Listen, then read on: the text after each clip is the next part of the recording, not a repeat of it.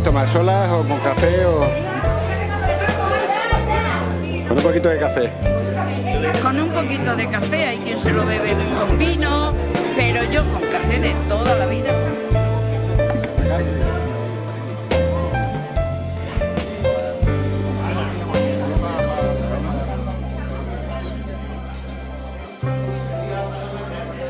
Buenos días, Luis. Buenos días.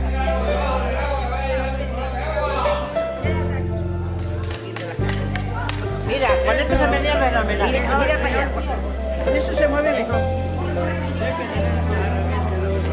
Ya.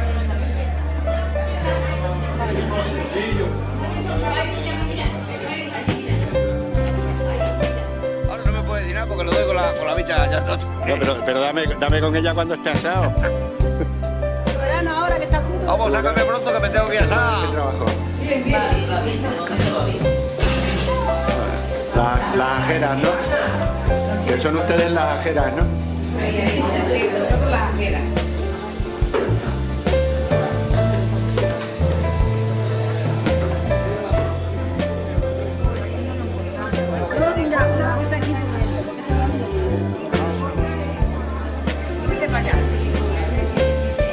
Venga, ahora miramos sapos. Ahora picamos 500.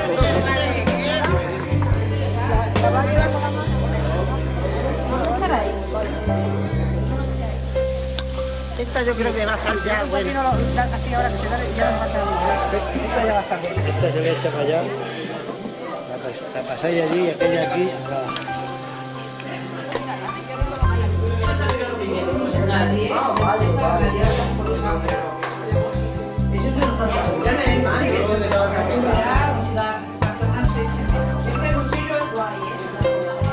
Esta que está loco poco más. ¿Por qué no la de más grande la echas? Es que yo no sé por qué. La ponemos allí encima. Toma la otra.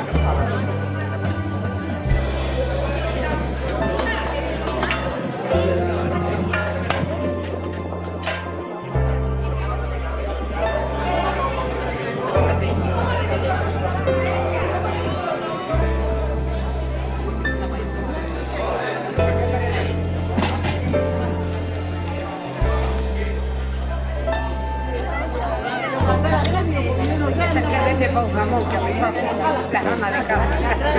Allí por allá. ¿Quién toca? Claro.